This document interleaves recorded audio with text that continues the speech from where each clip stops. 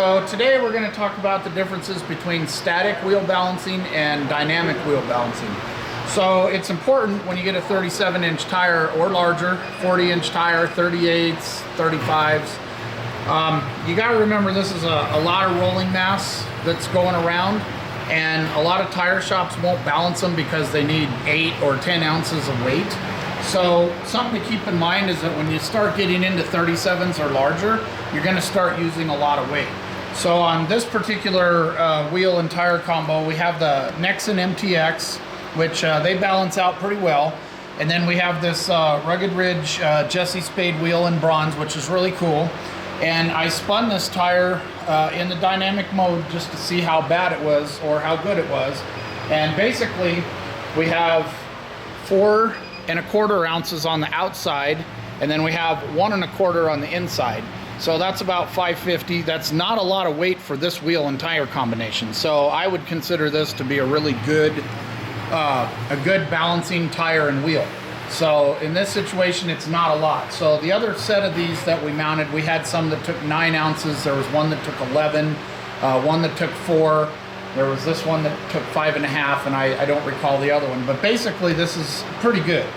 So when we talk about dynamic balancing, you're going to have the weights on the outside of the tire and the inside of the tire.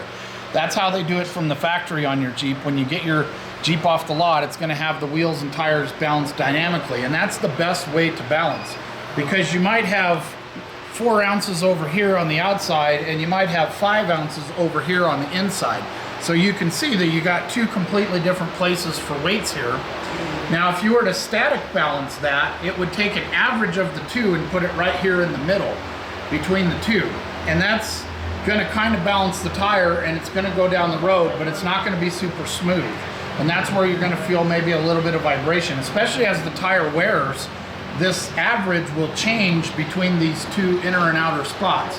So that's the reason that we like to dynamically balance all these tires, because basically you're going to get the best wear, the best ride, the best smoothness. Everything will be great if you do it that way.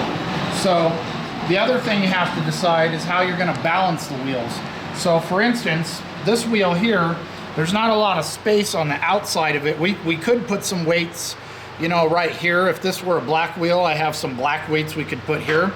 And this one is 425, so there's really not enough room here. But right on the inside of the wheel, if we look from the back, this spot in the wheel is nice and flat. So what I'm gonna do is put the weights right on the inside of the wheel, right in this spot here for the outside balancing. Then they have a nice lip here for the inside balancing. Now the other thing to keep in mind is it's 4 1/4 out here at the outside edge, but if we move in just a little bit from the outside edge, it's actually going to add a little bit of weight. So because this says 425, I'm going to guess it's going to be about 475 when we actually get the weight on the wheel. So we're going to do that right now, and we'll find out how far it's actually off.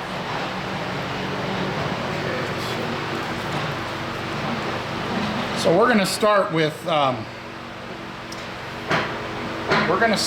4 ounces. So these are 1/2 ounce weights. So we're going to have 1, 2, 3, 4. So we're going to start out with 4, and we'll see how close we get on that.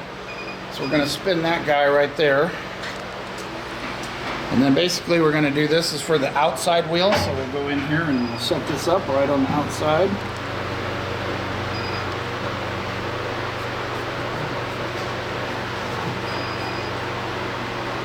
Now because this wheel is brand new, we don't need to clean it or anything for the weights to stick good. This is right out of the box, so it should be great.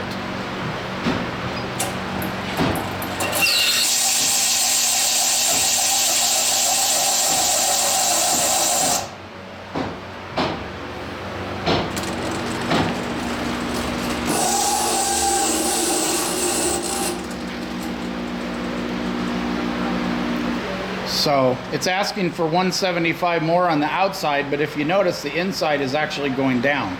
So we'll go ahead and we'll continue working on the one side here. We'll do the outside.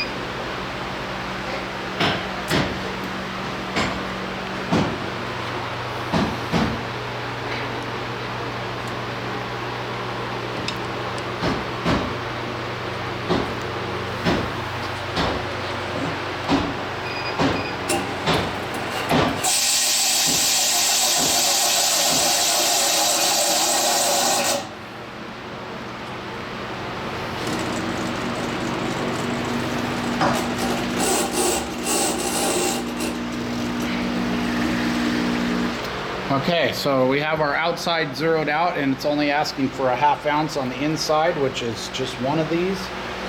What I'm going to do, just use this one.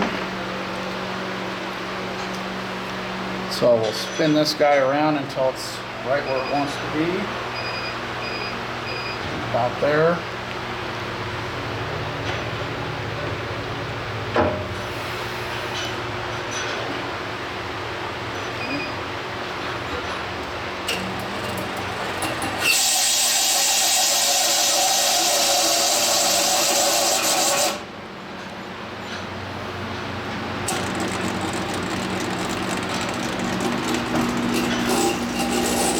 Okay, so as you can see, we got our dynamic balancing 0 and 0 on both sides, so that is a perfectly balanced tire, and it's ready for service.